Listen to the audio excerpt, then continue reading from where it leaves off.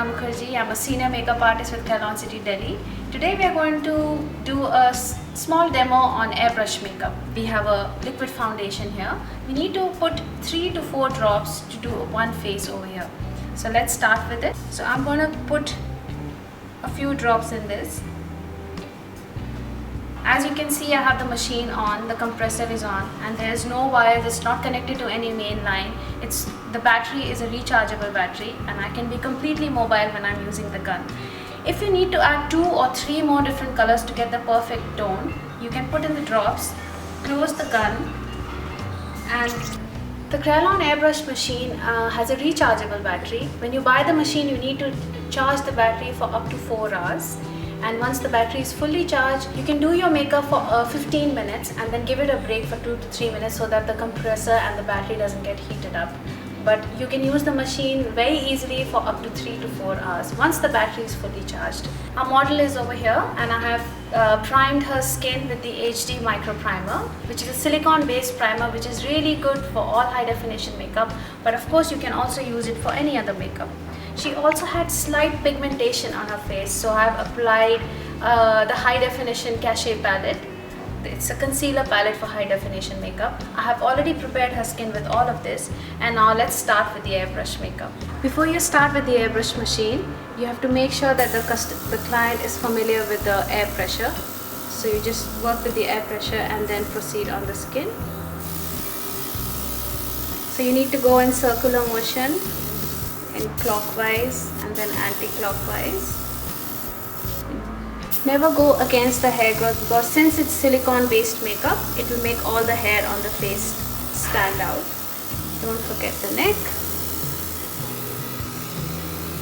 Whatever concealing or coverage you have to do, you have to finish it before applying the airbrush makeup.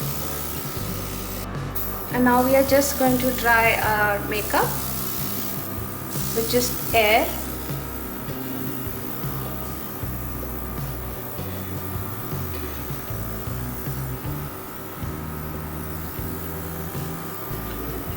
Now we have put a dark color in here, which is a 810, and we are going to contour her face, because now her face has base but there are no shapes or cut in it. So we are going to give her some nice contouring with a nice dark color over here.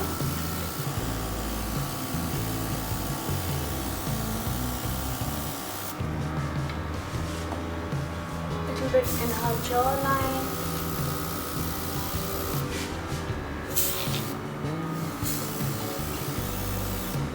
Now that we have done with all her contouring, now the next step we come to is a highlight. So now I will clean the gun and put a highlighting color in it. For highlighting, all you need to do is take a high definition pigment, some thinner, and you mix it together by closing the nozzle. Mix it and then we can highlight it. I will show you how. Every time you want to make your own eyeshadows, blusher or highlighter colors, you must remember to first put the thinner into the container and then use the pigments. Don't ever put the pigment first and then the thinner, because then you just might block the gun. But I have a premix over here of this lovely color called amber, which is mixed with thinner, and I have applied a few drops in there. And then I'm going to highlight her face. You can use this highlighter color for her eyes, for her cheeks, or to give full shine to her face. So let's start.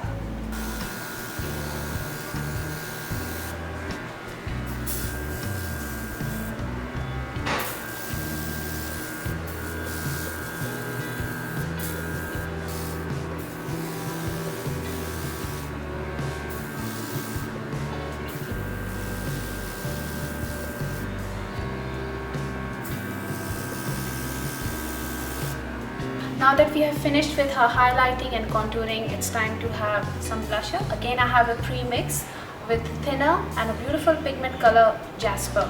You can also have pink, but I have chosen a slightly reddish maroon color for her blusher. Just 2 drops is more than enough.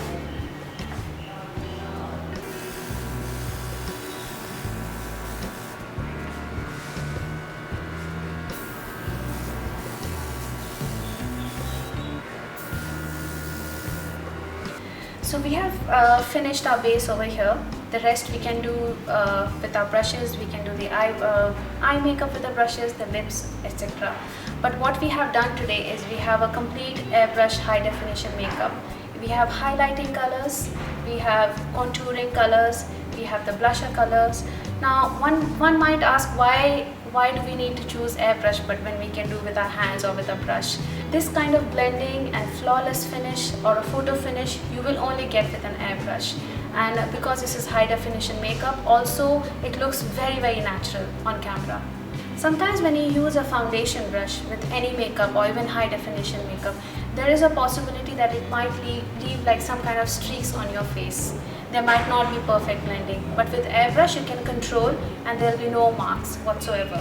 Also, while you're doing airbrush, if there ever happens an accident that you have applied too much product at one spot, or you think that the blending is not enough because you have not moved your wrist well enough, there's always the buffing brush. You can always buff on the spot, let it dry and let it settle down. This will always help you out. You can also use a kabuki brush for this purpose.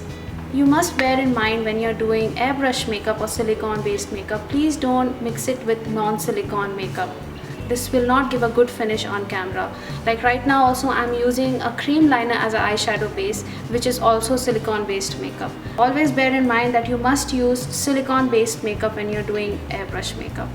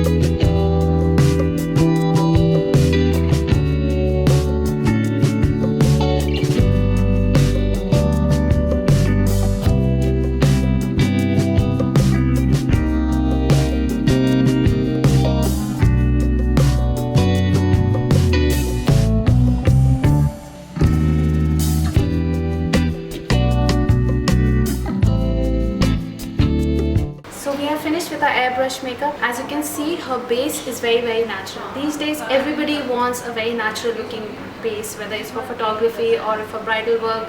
So this is the beautiful natural base we have over here on our model, and I've done a little bit of eye makeup. So if you have any other queries regarding airbrush machine, the cleaning, the maintenance or training, please don't hesitate to get in touch with us at kryolandelhi@gmail.com, or you can leave your question and your queries at the comment box below. Thank you.